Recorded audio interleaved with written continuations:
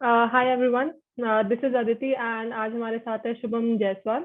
Shubham is working as SDS at Samsung. तो आज हम इनसे बात करेंगे और इनसे जानेंगे कि इन्होंने किस तरीके से तैयारी करी जो इन्होंने सैमसंग को क्रैक कर लिया। Now he is working as SDS there. Shubham is basically from NSUT. ठीक है, एंड फर्स्ट ऑफ ऑल तो शुभम कॉन्ग्रेचुलेशन। ठीक Thank you, है, ma'am. हाँ, I guess you joined in I guess July, right? Yes, ma'am. July, around 5th of July. Perfect, perfect, perfect. ठीक है, तो यारो हम लाइक अब शुभम से बात करेंगे और जानेंगे इन्होंने कैसे कैसे तैयारी करी, इनके कॉलेज का जो भी जर्नी था और उन्होंने कैसे कैसे पढ़ाई करी। इन सब चीज़ों के बारे में अभी शुभम से जानेंगे और साथ में उनसे थोड़ी सी एंड में हम गाइडेंस भी लेंगे ताकि हमारे व्यूअर्स को थोड़ी सी हेल्प मिल सके और वो जान सके कि किस किस तरीके से उनको पढ़ाई करनी चाहिए आगे बढ़ने के लिए।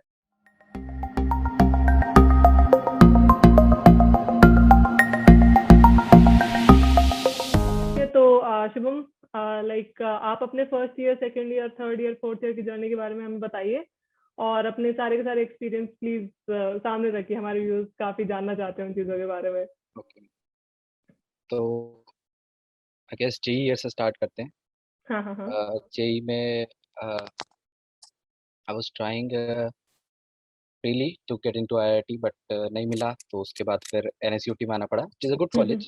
बट हम्म, तो दो ऑप्शन थे उस टाइम मेरे पास, DTU और NSUT। तो DTU क्योंकि दूर था तो इसलिए मैंने NSUT ले लिया, क्योंकि लेजी हूँ थोड़ा सा। फिर उसके बाद फर्स्ट ईयर में आए तो वही फर्स्ट ईयर में तो मैंने वही सोच रखा था कि पढ़ाई वढ़ाई अभी नहीं करनी है अभी। होता है, आई गेस होता है जब 11 12 में इतना पढ़ के निकलते तो लगता है यार फर्स्ट ईयर में तो चिल ही करेंगे जाके। हाँ, तो वही हाँ। किया मैंने। हम्म, और एज अ रिजल्ट जीपीए सही नहीं थी फर्स्ट ईयर में, तो 6.1 समथिंग थी। तो हम्म, फर्स्ट ईयर में तो सोचा कि चलो अभी तो ऐसा ही चल रहा है, तो सेकंड थर्ड ईयर में बना लेंगे जीपीए। उसके बाद सेकंड ईयर आया, तो फर्स्ट ईयर में पढ़ाई ना करने के चक्कर में सेकंड ईयर भी ऐसे ही वेस्ट हो रहा था ऑलमोस्ट। मतलब कि पहले अब पढ़ाई की वो जो एक कंटिन्यूटी थी वो छूट गई थी, तो अब पढ़ाई उतनी सही से हो नहीं पा रही थी। तो सेकंड ईयर भी फिर ऐसे ही निकला। तो सेकंड ईयर तक मेरे पास कोई गाइडेंस नहीं थी कि क्या करना चाहिए क्या नहीं करना चाहिए। ठीक है। अच्छा, मतलब सेकंड ईयर से पहले तुम्हें कोडिंग के बारे में कुछ आइडिया था? कुछ कुछ नो कहीं से नो कुछ आइडिया, कुछ नहीं पता था? कुछ नहीं अच्छा। पता था। प्लस इंट्रोवर्टेड था थोड़ा सा मैं, कॉलेज के अंदर ज़्यादा लोगों से बात नहीं करता था, ग्रुप सर्कल में ही बात करता था, और ग्रुप में भी ऐसे बंदे नहीं थे मेरे जो कि बहुत पढ़ाई करते अच्छा। हो। तो ऐसे ही चल रहा था, मतलब सेकंड ईयर तक कोई नॉलेज नहीं थी कि कोडिंग क्या चीज़ होती है। ठीक है। इनफैक्ट इलेक्ट्रॉनिक्स एंड कम्युनिकेशन ले रखी थी मैंने, मेरी ब्रांच जो थी। तो आई थॉट कि कोर में जाना चाहिए मेरे को, कि इलेक्ट्रॉनिक्स डिपार्टमेंट में जाना चाहिए। But then around third year start होने वाला था, तब मेरे को पता लगा कि भैया थर्ड ईयर के लिए मतलब अगर कोर में जाना है तो फिर उसके लिए तो अच्छी जीपीए चाहिए, कम से कम एटलीस्ट 8 होनी चाहिए। हाँ, और हाँ, हाँ, जीपीए मेरी 6.3 समथिंग चल रही थी अभी तक भी। हाँ। आई गेस होता है ये चीज, सब लोगों को होश, अगर जिसका 3 साल का कॉलेज होता है उनको होश आता है सेकंड ईयर में जाके, और जिनका 4 साल का होता है मोस्ट प्रॉब्लम उनको थर्ड ईयर में हो थर्ड जाता है ईयर कि में यार जाके था। इंटर्नशिप करनी है, अब नौकरी ढूंढनी है उसके बाद। हाँ जी। हाँ जी। तो थर्ड ईयर आ गया ऐसे करते करते, और बस फिर टेंशन बढ़ रही थी धीरे धीरे कि क्या होगा यार अब। क्योंकि सेकंड ईयर एंड हुआ तो बच्चों की अब इंटर्नशिप लगने लग गई। तो अब बस मैं तो बैठा हुआ था कि क्या करें क्या करें क्या करें अब। फिर एक दो मेरे फ्रेंड हैं, उनसे मैंने बात करी कि भाई क्या करें अब। तो वो कह रहे भाई अब कोई सा भी कोर्स ज्वाइन कर ले जल्दी से, DSLGO वाला कोई सा कहीं से भी। तो फिर मैंने रिसर्च स्टार्ट करी, मैंने कहा कि देखे कहाँ से सही है मतलब। तो दो फ्रेंड थे मेरे, वैभव और अबूजर। तो उन्होंने बोला कि भाई मतलब ऐसा करते करते थर्ड सेमेस्टर निकल गया, मैंने थोड़ा बहुत मैंने सी लैंग्वेज C++ स्टार्ट कर दी थी। अच्छा। तो C++ स्टार्ट कर दी थी, बट उस टाइम में मेरे को सही से पता नहीं था कि क्या पढ़ना है। तो मैं वही ऑनलाइन यूट्यूब से ही, मतलब एक दो प्ले लिस्ट थी 8 9 घंटे की, उससे ही मैं पढ़ाई कर रहा था ऐसे ही, मतलब C++ की।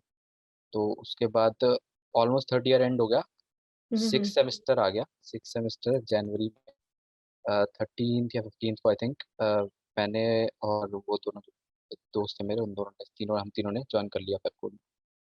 क्योंकि रिव्यू सबसे अच्छे थे, और हमारे साथ के भी जो बच्चे पढ़ चुके थे जिन्होंने DSL को कर लिया था पहले से ही।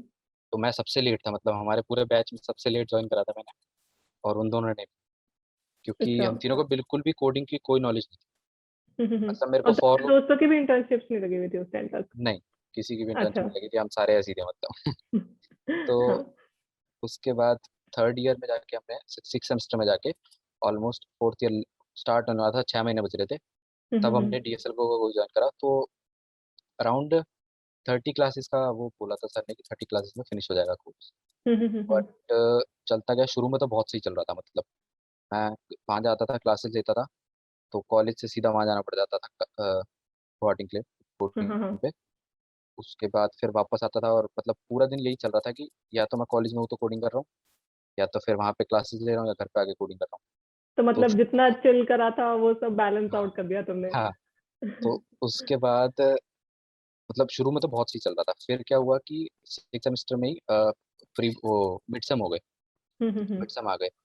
तो उस टाइम पे थोड़ा सा फ्लो टूट गया, कि मिड सेम के लिए पढ़ना था और कोडिंग नहीं हो पाई सही से। तो अच्छा। अराउंड 1 डेढ़ वीक, मतलब 10 दिन के अराउंड ऐसे वेस्ट हो गए। उसके बाद क्लासेस भी ऐसी बीच में 1 2 क्लासेस ही हुई थी वेब कोडिंग की। तो और अब फिर रिकर्जन स्टार्ट होनी थी, जो कि थोड़ा मतलब ऐसा टॉपिक है जो बच्चों को जल्दी समझ नहीं आता। हाँ हाँ, और थोड़ा सा टफ होता है वो। आई थिंक हाँ उसके अंदर ज्यादा एक्स्ट्रा प्रैक्टिस, रिगरस प्रैक्टिस की जरूरत होती है इनफैक्ट। हाँ जी हाँ जी। तो अब रिकर्जन स्टार्ट हुई, उसके बाद आई गेस 10 12 दिन और हुए बीते होंगे, उसके बाद फिर कोरोना स्टार्ट हो गया। तो फिर लॉकडाउन हो गया, फिर क्लासेस वेब कोडिंग की ऑनलाइन हो गए, और जो हमारी कॉलेज की थी वो तो क्लासेस ही नहीं हो रही थी उस टाइम पे। तो अब घर पे बैठे बैठे पढ़ाई हो नहीं रही थी, कोडिंग छूट गई थी क्योंकि रिकर्जन चल रहा था, वो हार्ड था तो करने का मन नहीं करता था। अच्छा। तो फिर से पढ़ाई मतलब उतनी सही से हो नहीं पा रही थी। तो ऐसे ही मतलब जो सर कराते थे वो कर लेता था मैं उतना उतना क्लास में, बाकी ज़्यादा अच्छे से ध्यान नहीं दे रहा था, मतलब मैं जितनी कोडिंग पहले कर रहा था उतनी नहीं हो पा रही थी। तो उसके बाद ऐसे करते करते मतलब कोर्स जब तक खत्म हुआ, आई थिंक अप्रैल में जाके कोर्स खत्म हुआ। तो मैंने सोच रखा था कि अब जब कोर्स खत्म होगा तो दोबारा शुरू से दोबारा से, क्योंकि हमें वीडियोस मिलती हैं ऑनलाइन, हाँ हाँ हाँ, अवेलेबल रहती है, हाँ हाँ। उसमें से रिवाइज कर सकते हैं हम जितने मर्जी चाहें। तो वो बहुत अच्छी चीज़ लगी मेरे को, क्योंकि मैंने उस टाइम सही से नहीं करा था जिस टाइम सर करा रहे थे, ऑनलाइन क्लास स्टार्ट हो गई। तो उसके बाद मैंने फिर पहली वीडियो से रिकर्जन से, पहली वीडियो नहीं, रिकर्जन जहाँ से स्टार्ट हुआ था वहाँ से मैंने पूरा दोबारा करना स्टार्ट करा। और पहले दिन बैठा ऐसे 4 घंटे, अगले दिन बैठा 7 घंटे, ऐसे करते करते 10+ आवर्स बैठने लग गया था मैं रोज कोडिंग के लिए, मतलब घर पे बैठे हुए थे, कोरोना था और क्लासेस भी नहीं चल रही थी। और ये तुमने करा फ्री रिसोर्सेज, मतलब तुम्हारी जो रिकॉर्डेड वीडियोस थी उसके थ्रू? हाँ जी, तो ये मतलब आउट रिकॉर्डेड। ऑफ 24 आवर्स, मतलब अगर तुम्हारा एक डे है, like it has 24 hours, right? तो तुम अपने डे का एक शेड्यूल का एक रफ आइडिया दे सकते हो कि तुम किस टाइम क्या करते थे, और मतलब कितने टाइम तुम कोडिंग कर रहे थे, कितने टाइम के स्लीप ले रहे थे, कितने टाइम कॉलेज का पढ़ रहे थे? तो मैम ऑनेस्टली बता रहा हूँ, मैं कॉलेज का मैंने कुछ नहीं पढ़ा था, क्योंकि जो एग्जाम हुए थे वो हमारे सिक्स सेमेस्टर में हुए, वो हमारे हम्म। प्रीवियस सेमेस्टर के बेसिस पे, सॉरी मिड सेम के बेसिस पे मार्क्स लग गए थे। अच्छा अच्छा। तो सिक्स सेमेस्टर में कोई पढ़ाई नहीं करी मैंने कॉलेज की, थोड़ी बहुत हम्म लास्ट के टाइम पे करी थी जब लगा था कि एग्जाम होंगे, पर एग्जाम हुई। तो प्योरली इस टाइम पे सिर्फ कोडिंग चल रही थी। तो कुछ ऐसा होता था बस, सुबह उठना था क्योंकि लेट ही उठता था मैं, 12 12 बजे के आसपास। उसके बाद नाश्ता वाश्ता करके बस बैठ जाना कोडिंग का। इस टाइम पे क्या था कि बहुत मतलब अनहेल्दी हैबिट्स ले ली थी मैंने, कि खाना नहीं खाना, मतलब ऐसे। तो 4 4 5 5 बजे मैं लंच करता था, और कभी कभी स्किप कर देता लंच भी। उसके बाद फिर रात को मतलब 2 2 बजे 3 3 बजे तक बैठा रहा कोडिंग करते करते करते, मतलब अच्छा। क्वेश्चन देखा, लग रहा है हो रहा है कि नहीं हो रहा, मतलब एक अप्रोच आ रही है फिर नहीं चली, फिर दूसरी अप्रोच ट्राई करी नहीं चली, तो ऐसे करते करते मतलब बैठा रहा बस। और डेली का मेरा ये था, मैंने एक गोल बना रखा था कि एटलीस्ट मेरे को शुरू शुरू में मैंने ये सोचा था कि एटलीस्ट 5 क्वेश्चंस रोज अटेम्प्ट करने, भले ही हो चाहे ना हो, 5 क्वेश्चंस अटेम्प्ट करने मेरे को सही से। और अटेम्प्ट का मतलब मेरा ये था कि ऐसा नहीं कि बस देखा, 15 मिनट देखा और नहीं हो रहा तो छोड़ दिया। मैं एटलीस्ट 1 घंटा हर क्वेश्चन को देना चाहता था। ठीक है, और कई बार क्या होता था कि एक अप्रोच मुझे लग रहा है कि चलेगी, बट मैंने ट्राई करा, नहीं चली, 1 घंटा उसी में वेस्ट हो गया। तो उसका मतलब ये नहीं कि छोड़ दो उसको, दूसरी अप्रोच ट्राई करी, मतलब जब तक कोई भी अप्रोच आ रही है मेरे माइंड में, तब तक मैं ट्राई करता रहता था कि क्वेश्चन करके ही छोड़ना है। कि अगर जब तक खुद नहीं ट्राई करोगे कोडिंग में, तो यही है कि अगर खुद ट्राई नहीं करोगे जब तक, तब तक आएगी। आएगी नहीं, exactly. It is all about कि तुम जितना सोच सकते हो, जितने सॉल्यूशंस निकाल सकते हो, कि तुम्हें हाँ एक प्रॉब्लम दे दी कि यार ये एक प्रॉब्लम है, इसको हाँ किसी भी तरीके से सॉल्व करो, बट इसको सॉल्व करके निकालो। हाँ। हम्म तो वही मेरा गोल था कि एक दिन में एटलीस्ट 5 क्वेश्चन ट्राई करने। उसके हम्म बाद मैं बेसिकली लीड कोड से ही करता था ज़्यादातर, शुरू में मैंने और कोई भी वेबसाइट ट्राई नहीं करी थी। ऑन एन जैसे एवरेज लाइक कितने क्वेश्चन सॉल्व कर लिए होंगे तुमने लीड कोड में से? अराउंड 293 समथिंग है अभी मेरे शायद। 293। ठीक है, ठीक है, ठीक है। और तो हाँ, ओके, कंटिन्यू। हाँ। तो इनिशियली मैंने यही शुरू में सिर्फ मैं लीड कोड ही करता था, 5 क्वेश्चन a डे, यही बना रखा था मैंने कि ये तो करना ही है एटलीस्ट टाइम। कि अगर आप वैसे देख के चलोगे कि इतने टाइम में करना है, क्योंकि मेरा ये था ना कि मैं एक क्वेश्चन पे कभी कभी ज्यादा टाइम भी दे देता था। अच्छा, तो तो ऑन एन एवरेज तुमने एक क्वेश्चन पे लाइक लॉन्गेस्ट टाइम कितना दिया होगा कि मैम मैम एक कभी क्वेश्चन ऐसा आया था, उस पे मेरे को इतने घंटे लग गए थे एक दिन? मैम मैंने मतलब ऑन एन एवरेज अगर मैं अप्रोक्सीमेट लगाऊं तो एक क्वेश्चन पे कभी कभी मतलब 4-5 घंटे भी लग जाते थे कि मैं सुबह से बैठा हम्म 12 बजे से और 5-6 बजे तक भी क्वेश्चन नहीं हुआ। दो हम्म तीन अप्रोचेस ट्राई कर ली, हम्म क्योंकि शुरू शुरू में क्या था, टाइपिंग स्पीड ही बहुत स्लो थी मेरी, तो इसलिए भी टाइम लगता था मेरे को एक्स्ट्रा कोड करने में। तो कभी कभी पहले मतलब अप्रोच सोचो, उसके बाद फिर इम्प्लीमेंट करनी नहीं समझ आ रही, फिर मतलब चीज़ें गूगल करनी पड़ती थी कि ये कैसे करते हैं वो कैसे करते हैं। छोटी छोटी चीज़ें अब सारी जीएफजी पे मिल जाती थी, पर फिर भी टाइम लगता था उस चीज़ों के अंदर। और मतलब अच्छी लर्निंग हो जाती है अगर आप खुद हर चीज़ को देख के कर रहे हो कि स्ट्रिंग से इंटीजर कैसे करना है, इंटीजर से स्ट्रिंग कैसे कन्वर्ट करना है, मतलब छोटी छोटी चीज़ें आनी चाहिए, मतलब बहुत हाँ ज़रूरी हाँ होती हाँ है हाँ। coding तो करना। कभी ऐसा नहीं हुआ कि कोई मतलब अगर एक घंटे में तुम्हें 4 घंटे, एक क्वेश्चन पे अगर तुम्हें 4 घंटे लग रहे हैं तुम्हारा, अगर छोड़ो यार नहीं करना मेरे को, ये हाँ मैम ऐसा फ्रस्ट्रेट नहीं होते थे हाँ, कभी? ये ज़रूर हो जाता था, ये कई दिन ऐसे होते थे कि मतलब फ्रस्ट्रेशन हो जाती थी, 5 बजे तक बैठा हूँ, एक क्वेश्चन नहीं हुआ। हाँ, फिर how how did you overcome that? तो मैम मैंने क्या बना रखा था कि लेट्स से लीड कोड पर अगर आप जाएंगे ना, तो उस पे क्या होता है कि आप इजी, मीडियम और हार्ड 3 टाइप के क्वेश्चन होते हैं। तो इजी वाले यूजुअली क्या होता था कि अगर मैं एक आधा घंटा दे दूँ तो उनको हो जाते थे वो मेरे से। तो मैं क्या करता था हमेशा, मीडियम वाले क्वेश्चन से स्टार्ट करता था। आई थिंक हार्ड वाले क्वेश्चन बिगिनर्स को नहीं करने चाहिए, क्योंकि हार्ड वाले जितना आप सीखोगे नहीं, उससे ज़्यादा आपका टाइम वेस्ट हो जाएगा उस क्वेश्चन को करने में। तो उससे बेटर रहता था कि मीडियम वाले क्वेश्चंस करो, ऊपर से वहाँ पे आप अलग अलग चीज़ें लगा सकते हो, जैसे top 100 like questions, top top interview questions leet code पे। तो उन सब चीज़ों उन उन क्वेश्चंस को पहले ट्राई करना चाहिए। और 200 क्वेश्चंस आई थिंक यही है, सिर्फ top 100 like questions and top interview questions. तो 200 क्वेश्चंस मोर देन इनफ होते हैं। अगर आपने 200 मीडियम कर रखे हैं लीड कोड के, तो काफ़ी अच्छे से प्रिपरेशन हो रखी है मतलब आपकी। वैसे तो सुमित सर कहते हैं एटलीस्ट 600 के आसपास करने चाहिए, बट करने चाहिए, एग्जैक्टली। अगर कोई अ, मतलब मेरी तरह था जो लेट कमर, कि थर्ड ईयर में आके याद आया, तो आई कि थिंक पढ़ना ये भी है, कोडिंग हाँ कर लेनी चाहिए, हाँ इंटर्नशिप चाहिए। हाँ, हाँ। तो ये आई थिंक बेस्ट अप्रोच रहेगी।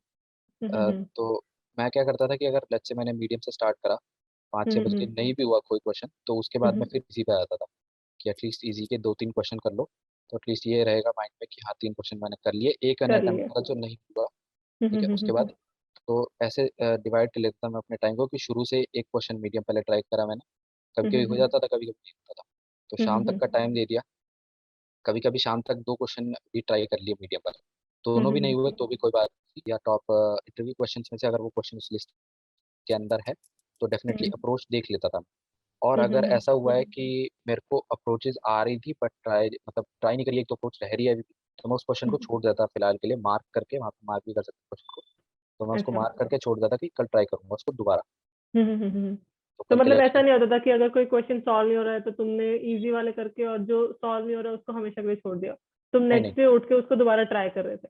हाँ, या तो नेक्स्ट डे ट्राई करता था या उसी डे सॉल्यूशन देख लेता था, सॉल्यूशन को समझ अच्छा। लेता था अच्छे से, अगली बार खुद ट्राई करने की कोशिश करता था बिना सॉल्यूशन देखे। हम्म। क्योंकि कुछ क्वेश्चंस इंपॉर्टेंट होते हैं कि उस टाइप के क्वेश्चंस आते रहते हैं मतलब एग्जाम्स वगैरह के अंदर भी। तो अच्छा। हम्म। उसके बाद जस्ट जब स्टार्ट ही होने वाले थे प्लेसमेंट्स अगस्त के टाइम पे, तो हम्म उस टाइम पे मतलब 1.5 महीना करीब मैंने करा होगा। उसके बाद क्या हुआ कि जॉन्डिस हो गया था मेरे को, हम्म और पूरा स्टेज आता है ये बैड हैबिट्स को जो कि एक्वायर करी थी मैंने इस टाइम पे। हेल्थ तो हेल्थ के उस ऊपर तो टाइम पे ऑब्वियसली फिर इफेक्ट हाँ पड़ता है यार, अगर तुम हाँ लंच लेके शाम को 5-6 बजे कर रहे हो तो हाँ, हाँ, हेल्थ इश्यूज आ जाते हैं उससे। ये तो रेकमेंड नहीं करूंगा मैं किसी को, एक अच्छा टाइम टेबल बनाए, तो वो जरूरी अच्छा है बहुत। टाइम टेबल, एग्जैक्टली गाइस, अगर आप पढ़ रहे हो, अगर आपने एक रिगरस टाइम टेबल बना रहे हो, तो हमेशा ये चीज देखना कि आप अपनी हेल्थ को उस टाइम टेबल के अकॉर्डिंग मेंटेन करके रखो। उस टाइम टेबल को ऐसा मत बनाना कि तुम मेहनत तो कर रहे हो लेकिन तुम अपनी हेल्थ जाने दे रहे हो उसके अंदर से बीच में। तो हमेशा जब भी टाइम टेबल बनाओ तो प्लीज मेक श्योर कि आप हेल्थ को अपने लाइक इनटू कंसिडरेशन रख के और उसके बाद उस टाइम टेबल को बना रहे हो। हाँ। तो उस टाइम जॉन्डिस हो गया, तो फिर अराउंड 10-20 डेज उसमें वेस्ट हो गए उस टाइम। हम्म। बिल्कुल भी मतलब कंप्यूटर की स्क्रीन पे भी नहीं देख पा रहा था। और हम्म, हम्म, इस टाइम पे ऐसा था कि 12-12 घंटे मतलब देख रहा हूँ मैं कंप्यूटर स्क्रीन पे, तो आंखें एकदम लाल रहती थी, एकदम लाल। तो मतलब बहुत सही नहीं था वो, तो उस टाइम बिल्कुल भी वो सही अप्रोच नहीं थी। तो उसके बाद 15-20 दिन बाद ठीक हुआ, तो उसके बाद फिर मैंने क्या करा कि अब कोडिंग हो गई थी मतलब ठीक ठाक, कि टेस्ट्स में बैठ सकता था। तो अब टाइम था कि थोड़ा जो थ्योरी पार्ट है उसको prove करने का। तो एक्चुअली 3 चीज़ें हैं जो कि सब लोग रेकमेंड करते हैं, जो कि सब करें, और अगर आप सेकंड ईयर में हैं, तो सब लोग कर भी सकते हैं। बट मेरा ऑलमोस्ट बस 1 महीना बच रहा था, तो मेरे को जल्दी जल्दी में निपटाना था, तो मैंने सिर्फ ऑपरेटिंग सिस्टम और अ, वैसे 3 चीज़ें हैं जो लोग बोलते हैं, ऑपरेटिंग सिस्टम, कंप्यूटर नेटवर्क्स और जो सबको आनी चाहिए, तो मैंने इसमें से 2 ही करे थे, और डीबीएमएस। तो मैंने सिर्फ इसमें से 2 ही चीज़ें करी थी, ऑपरेटिंग सिस्टम और रूट। तो ये दोनों मैंने मतलब पूरे यूट्यूब पे एक प्लेलिस्ट थी, उससे पूरे सही से कर लिए थे। और मतलब फ्रेंड्स वगैरह से भी पूछा उन्होंने कहाँ से करें, तो उनसे मतलब पता करके, या आप अपने कहीं भी सीनियर से पता कर सकते हैं, वो सब बता देंगे अच्छे से कि कौन सा मतलब कौन सी प्लेलिस्ट से करना चाहिए आपको। तो काफ़ी अच्छे मतलब रिसोर्सेज अगर हैं तुम्हें जहाँ उस प्लेलिस्ट का नाम याद हो तो तुम लाइक यहाँ भी बता सकते हो, ताकि हमारे व्यूअर्स को पे इतना लाइक ढूंढना ना पड़े कोई चीज, अगर तुम्हें अभी याद है तो। नाम एग्जैक्टली ऑपरेटिंग सिस्टम वाली प्लेलिस्ट तो बहुत ही सीखी है, अगर और कुछ भी करने की जरूरत नहीं है, अगर आप उसको ले लें और उससे नोट्स बना लें। यार अपने अपने प्लीज सीनियर से पूछ लेना, अगर like if you want to go for the playlist वाली चीज, तो you can always have a conversation with your seniors and like they will guide you according to that. GPA like तुम्हें क्या लगता है कि एक एक स्टैंडर्ड जीपीए कितनी होनी चाहिए अगर मेंटेन करके अगर रखनी है तो? अगर 7 है तुम्हारी, तो बहुत अच्छा है, ऑलमोस्ट 100% कंपनी में बैठ सकते हो तुम। ठीक है। जैसे ही 7 से 6.5 हो जाती है तुम्हारी, 7 से नीचे आती है मतलब 7 से ऊपर ऊपर है तो सारी कंपनीज में बैठ सकते हो। तो 6.5 और 7 के बीच में जैसी आएगी ना, तो ऑलमोस्ट 30% कंपनीज को हटा दो, 30 या 40% कंपनीज को हटा दो। और 6.5 से जैसी नीचे आएगी, उसमें से भी 30% हटा दो, तो 30% बच जाता है, अगर सिक्स सिक्स जीबी है तो। और 6 से भी नीचे है तुम्हारी, तो 10% कंपनी मान के चलो जो अच्छी कंपनीज में बैठ पाओगे। तो जीपीए सबसे इंपॉर्टेंट चीज़ है यहाँ पे। तुमने अगर 3 साल में कुछ भी नहीं करा, कोई पढ़ाई नहीं करी, बट जीपीए मेंटेन करी है ना, तो लास्ट तुम्हारी अच्छी प्लेसमेंट हो जाएगी। क्योंकि कोडिंग ऐसी चीज़ है, तुम सीख सकते हो लास्ट के मतलब 1 साल में, बट जीपीए नहीं बनती। तो वो तो वो I think that is something जो स्टार्टिंग से मेंटेन करके रखनी स्टार्टिंग पड़ती है। मेंटेन करनी चलनी पड़ती है, बिल्कुल। हम्म, तो तो फिर जीपीए तुम्हें नहीं, बैठने नहीं दिया क्योंकि जीपीए उतनी नहीं थी, जीपीए 7 नहीं दिया। जीपीए रिक्वायर्ड थी, हाँ। हाँ। तो उसके बाद फिर मतलब ऐसे ही चलता रहा, मतलब कंपनीज आती रही, और शॉर्टलिस्ट भी नहीं होता था क्योंकि जीपीए कम थी। अब वो किसी और की गलती नहीं है, मेरी है, बट और लोगों को बता रहा हूँ ताकि वो ये गलती ना करें कि तो जीपीए मतलब नहीं लाइक ऑलमोस्ट कितनी कंपनीज में बैठे होगे, कितने इंटरव्यूज दिए होंगे तुमने before you got to know about Samsung? मैंने एक्चुअली 3 ही इंटरव्यूज दिए थे इससे पहले, 3 भी नहीं, 2 इंटरव्यूज दिए थे। तीन आई गेस, या 2 इंटरव्यू दिए थे मैंने। थर्ड सैमसंग वाला था तो उसमें हो गया था। अच्छा। बट लेकिन काफ़ी टाइम लगा मेरे को, मेरे ग्रुप में सबकी प्लेसमेंट हो गई थी उसके बाद ही हुई है मेरी। तो क्योंकि जीपीए कम थी, तो पहली बात तो जितनी भी कंपनियां सितंबर तक आई, उन्होंने या तो शॉर्टलिस्ट नहीं करा, अगर अगर शॉर्टलिस्ट, शायद तो शॉर्टलिस्ट नहीं करा, या तो फिर बैठने नहीं किया। ये दोनों में से एक चीज़ हो रही थी ज़्यादातर अच्छी कंपनीज में। जो भी 10 LPA प्लस का पैकेज लेके आ रही थी, वो कंपनी एटलीस्ट 7 GPA मांग रही थी। अच्छा। 7 नहीं तो 6.5 से ऊपर मांग रही थी, वो भी नहीं थी मेरी। तो ऐसे ही चलता रहा सितंबर, तो सितंबर अक्टूबर तक क्या हो गया था कि बिल्कुल वो हो गया था कि यार बैठने को नहीं मिल रहा कंपनीज के अंदर, क्या करूँ। तो फिर उस टाइम फिर सब कुछ छूट गया। शुरू शुरू में तो क्या था, अगस्त सितंबर तक मैं कोडिंग भी कर रहा था, रेगुलर कोडिंग कर रहा था, बट उसके बाद फिर कोडिंग भी थोड़ी वो हो गई। लग रहा था कि कोडिंग तो कर रहा हूँ, मतलब ऐसा नहीं था कि बिल्कुल ही कंपनी से नहीं बैठा था, 2-3 कंपनी से बैठा भी था मैं, मगर फिर उसमें हुआ नहीं था। थोड़ी फर्स्ट सी राउंड होप क्लियर, चली गई थी मतलब। हाँ, फर्स्ट राउंड क्लियर नहीं हुआ था कोडिंग का, तो वही चल रहा था ऐसे ही, मतलब होप सी चली गई थी कि अब क्या करूँ, क्या समझ नहीं आ रहा कि जीपीए कम है। उस टाइम लग रहा था कि कुछ और नई स्किल सीख लूँ जो कि रेज्यूमे में ऐड कर लूँ तो शॉर्टलिस्ट करे कंपनियां शायद। तो उस टाइम फिर क्या हुआ, सितंबर के अराउंड, अक्टूबर के अराउंड एक कंपनी आई थी प्रीम इंडिया करके, अच्छा। उसमें उसमें फर्स्ट राउंड हो गया। तो फर्स्ट राउंड कोडिंग राउंड होता है, वो ठीक हो गया था, तो उन्होंने फिर सेकंड में टेक्निकल इंटरव्यू के लिए बुलाया नहीं, मतलब ऑनलाइन ही हुआ था।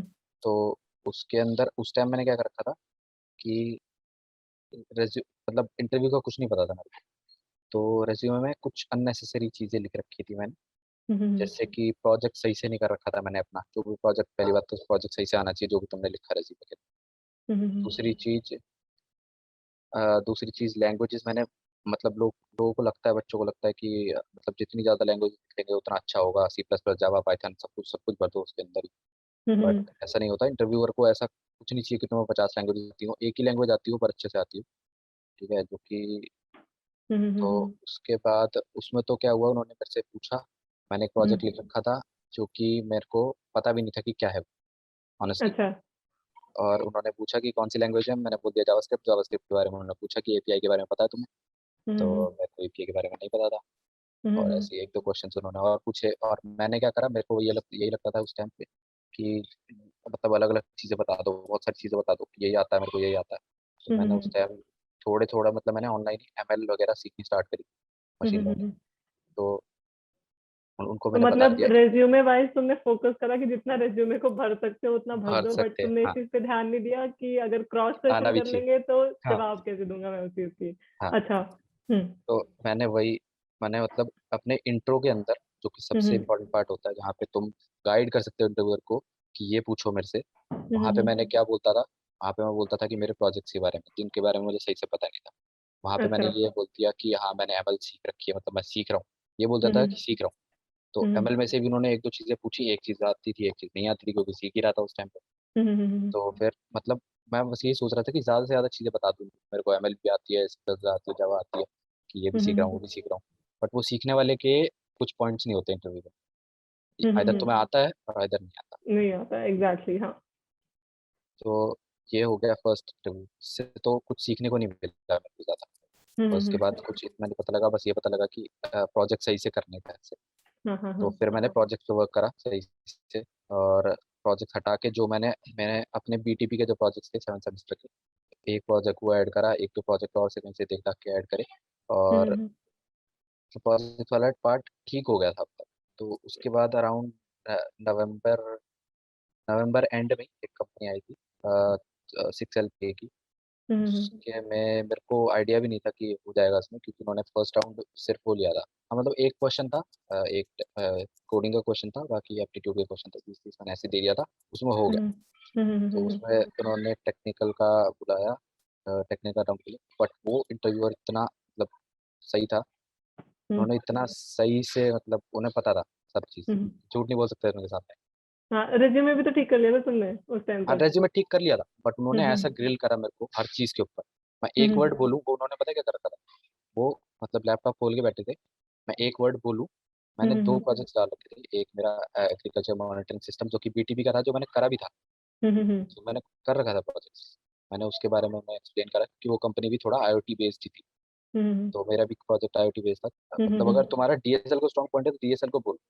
ठीक है ना, तुम ये मत सोचो कि मतलब प्रोजेक्ट्स बोलने चाहिए इंट्रो के अंदर, क्योंकि इंट्रो जो तुम बोलोगे, इंटरव्यू अपने अपनी तरफ से कुछ भी सोच के नहीं आता कि ये पूछना है मेरे को, जो तुम उसको बोलोगे वो पूछ लेगा, बस वो उसमें से तुम्हें आना पूछेंगे। चाहिए। एग्जैक्टली, आई गेस तुमने अपने हर इंटरव्यू में से कुछ सीखा ही है यार। जो फर्स्ट इंटरव्यू हुआ था तुमने उसमें से सीखा कि नहीं, रेज्यूमे भरना जरूरी नहीं है, रेज्यूमे से आना भी जरूरी है। हम्म, ठीक है, दूसरे इंटरव्यू में से तुमने ये चीज सीखी कि ठीक है, तुमने रेज्यूमे अच्छा कर लिया, तुम्हें अब अपने प्रोजेक्ट के बारे में भी आता है, लेकिन जब तुम अपने प्रोजेक्ट के बारे में बता रहे हो तो उसके बारे में रिसर्च करके भी रखो उतने अच्छे हम्म, तरीके से। हम्म। तो मतलब उन्होंने बहुत सही से ग्रिल करा, 20 मिनट के बाद पता लग गया था मुझे कि नहीं होना है। तो अच्छा। उसके बाद उन्होंने मतलब ऐसे क्वेश्चंस पूछने लग गए जो कि मतलब मुझे पता लग गया था कि अब ये नहीं होगा। हम्म। तो उन्होंने क्या क्या पूछने लग गया कि मतलब लाइट की स्पीड ये होती है, ऐसे ऐसी चीज़ें पूछने लग गए। अच्छा। मतलब फ्रीक्वेंसी और वेवलेंथ में रिलेशन बताओ, ये पूछने लग गए। हम्म। तो बिल्कुल भी टेक्निकल वाली चीज़ें नहीं है ये। तो हम्म। मेरे को हम्म। पता लग गया था अब तो होएगा नहीं इसमें। बट हम्म। उससे बहुत चीज़ें पता लगी कि इंट्रो में मेरे को पता लग गया था, 2 बार मैंने ट्राई कर लिया इंट्रो में प्रोजेक्ट्स बोलने की, और नहीं हम्म। चला ये। क्योंकि हम्म। मेरे को प्रोजेक्ट्स का इतना कुछ था उसमें जो मैंने बनाए थे कि सब कुछ नहीं पढ़ाया जा सकता था। तो जब सैमसंग आई तो सैमसंग के बारे में मैंने क्या टेस्ट देने थे, क्योंकि सैमसंग सैमसंग में क्या होता है कि वो अपने वहीं पे बुलाते हैं ऑफिस में टेस्ट देने के लिए। बाकी अच्छा। सारे टेस्ट ऑनलाइन हो रहे थे, बट सैमसंग वहीं हम्म। बुलाती है एसएस वाले। तो वहाँ पे गया तो टेस्ट हो गया था। टेस्ट क्लियर हो गया तो उसके बाद मैंने फिर यही प्रिपेयर टेस्ट में करना मतलब चालू किया। बेसिकली क्या आया था? टेस्ट में लाइक मैम एक ही क्वेश्चन होता है, फोकस क्या था? टेक्निकल। हम्म टेक्निकल वही कोडिंग का एक ही क्वेश्चन था सिर्फ। और हम्म सैमसंग एसडीएस में क्या होता है, आरएनडी के अंदर क्वेश्चंस आते हैं जो कि ऑलरेडी मतलब आपको जीएफजी वगैरह पे मिल जाएंगे। अच्छा। पर वहाँ पे चैलेंज ये होता है, सैमसंग की दो ब्रांचेज है, आरएनडी एसडीएस। तो हम्म आरएनडी भी आती है कॉलेज के अंदर, एसडीएस भी आती है, एसडीएस में प्लेस्ड में भी। तो हम्म आरएनडी आई थी तो उन्होंने वही अगेन 6 जीपीए मांगी थी, बट शॉर्टलिस्ट नहीं करा था मेरे को। बट अच्छा। एसडीएस ने 6 मांगी थी और शॉर्टलिस्ट हो गया था, तो टेस्ट देने को मिला था। हम्म तो एसडीएस के अंदर क्या होता है कि एक ही क्वेश्चन आता है, 4 घंटे होते हैं, और एक ही क्वेश्चन के सारे टेस्ट केसेस पास होने चाहिए यहाँ पे। मतलब लेट्स से 20 टेस्ट केसेस हैं, 50 टेस्ट केसेस हैं, तो 49 भी हुए तो नहीं होगा। सारे टेस्ट केसेस पास होने चाहिए, एक ही क्वेश्चन होता है। बट आरएनडी के अंदर क्या होता है कि जीएफजी पे एक आर्काइव है, उसमें से क्वेश्चन उठ के आ जाते हैं काफी सारे। और बट वहाँ पे चैलेंज ये होता है कि वहाँ पे 3 क्वेश्चन होते हैं, 1.5 घंटा, तो अच्छा। हाफ एन आवर पर क्वेश्चन। तो वहाँ पे रिलेटिवली इजी होते हैं, बट ज्यादा क्वेश्चन होते हैं कम टाइम में। यहाँ पे रिलेटिवली हार्ड होता है, ये क्वेश्चन मिलेगा नहीं आपको कहीं पे, ये हर बार बनाते हैं वो खुद क्वेश्चन। और बट टाइम ज़्यादा होता है एसडीएस के अंदर। तो ये था। तो टेस्ट हो गया था क्लियर। तो उसके बाद फिर मैंने इस बार काफ़ी चीज़ें, मतलब पिछले वाले जो इससे लास्ट वाला जो इंटरव्यू हुआ था उसके अंदर काफ़ी कुछ सीखा। तो इस बार सब कुछ मैंने ट्राई कर लिया था, मतलब सब कुछ पहले से प्रिपेयर करा था सही से। पहली चीज़ तो एचआर राउंड में जितने भी नॉर्मल क्वेश्चंस पूछे जा सकते हैं ऑनलाइन, कहीं भी गूगल पे डालोगे तो आ जाएंगे, जितने भी क्वेश्चंस पूछते हैं यूजुअली वो एचआर राउंड के अंदर। कि कंपनी क्यों ज्वाइन करना चाहते हो, सैमसंग में ज्वाइन करना चाहते हो, या हम तुम्हें क्यों लें, या तुम्हारी 5 वीकनेसेस बताओ, ये सब चीजें। हाँ, लाइक बेसिक और एवरीडे ये- क्वेश्चन दैट हाँ एचआर प्रिपेयर्स कि यार हाँ ये सेट ऑफ क्वेश्चन ये तो मुझे इससे पूछने हैं। हाँ, ये तो फाइन। तो वो उनका मैंने क्या करा था, एक गूगल डॉक बना रखा था जिसपे कि सारे क्वेश्चन के आंसर्स लिख रखे अच्छा। थे। और वो तुम कंपनी स्पेसिफिक कर सकते हो कि मतलब कंपनी के बारे में रिसर्च कर लो कि सैमसंग क्यों ज्वाइन करनी है। सैमसंग डालो गूगल पे, 5 से अचीवमेंट आ जाएंगी, वो बता दो उसके अंदर कि ये अचीवमेंट्स है इसलिए, या मतलब बचपन से सैमसंग की, Samsung let's say phone market के अंदर लीडिंग कंपनी है इसलिए, या सैमसंग टॉप 10 फोर्ब्स के अंदर आई थी इसलिए, मतलब ये सब चीज़ें बता सकते हैं। तो इन सब चीज़ों का मतलब एक टेम्पलेट प्रिपेयर कर लिया था मैं कि ये बेसिक पॉइंट्स है जो मुझे बोलने हैं, जरूरी नहीं है कि बिल्कुल एग्जैक्ट इसी लैंग्वेज में बोलूँ, बट ये बेसिक पॉइंट्स है जो बोलने हैं मुझे अगर ये क्वेश्चन पूछे तो जो मैंने क्वेश्चन प्रिपेयर करे थे उसी में से 2 क्वेश्चन उन्होंने पूछे थे एचआर राउंड के अंदर। अच्छा। तो एचआर और टेक्निकल साथ में हुआ था यहाँ पे मेरा सैमसंग के अंदर फर्स्ट राउंड। तो कोडिंग राउंड था, वो क्लियर हो गया था और कंपनी गैप वगैरह। कितना था, लाइक टाइम गैप कितना था between like your first interview and your second interview और second interview and third interview? नहीं, मेरे लाइक दो ही विद इन डेज हो गया था या फिर लाइक मंथ्स लग गए थे प्रोसेस को होने में? मैम मेरा टेक्निकल और एचआर दोनों साथ में ही हुआ था एक्चुअली। एचआर भी अच्छा। थे उस मीट के अंदर, और हम्म जो टेक्निकल को लेने वाले थे वो भी थे।